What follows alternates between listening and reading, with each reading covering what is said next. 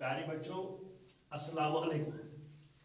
آج ہمارا موضوع ہے پیارے نبی صلی اللہ علیہ وسلم کا انصاف۔ بچوں، آج سے 1400 سال پہلے عرب کی سرزمین جہالت کے اندھیرے میں ڈوبی ہوئی تھی۔ ہر طرف عیاشی کا دورہ تھا، لوگ ان پڑھ اور جاہل تھے، معمولی باتوں پر آپس میں لڑتے جھگڑتے تھے، لوگ شراب نوشی میں مبتلا تھے، لڑکیوں کو زندہ دفناتے تھے۔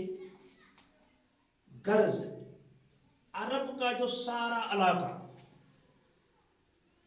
جہالت کے بادلوں تلے دبے ہوئے تھے، یعنی لوگ اتنے جاہل تھے، معمولی باتوں پر لڑتے جھگڑتے تھے، لڑکیوں کو زندہ دفن کرتے تھے، لڑائی جھگڑا آپس میں یہ نسل در نسل چلتے رہتے تھے۔ اتنے جاہل لوگ تھے۔ جب عرب کی یہ حالت انتہا کو پہنچی، یعنی سارا علاقہ جہالت میں غرق ہوا تھا، تو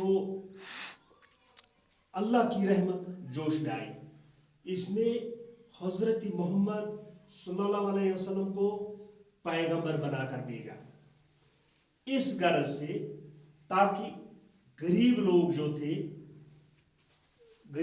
جو تھے وہ عزت سے اپنی زندگی بسر کر سکے۔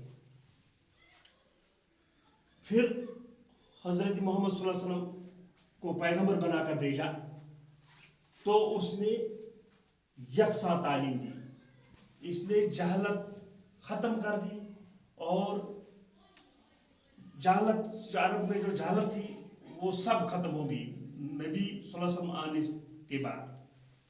پھر کیا ہوا؟ پھر اس نے ایک ایسا دین لایا جس میں چاہے کوئی امیر ہو، چاہے کوئی غریب ہو، چاہے چھوٹا ہو، بڑا ہو، کالا ہو، گورا ہو، سبوں کے لیے یکساں قانون لایا، سبوں کے لیے یکساں قانون لایا۔ اور حضرت محمد صلی اللہ علیہ وسلم نے ایک ایسا عدل اور انصاف لایا، ایک ایسا انصاف اور عدل لایا جو سبوں کے لیے برابر تھا۔ پیارے بچوں، یہ تھی عرب کی حالات آج سے 1400 سال پہلے۔ باقی وسلم۔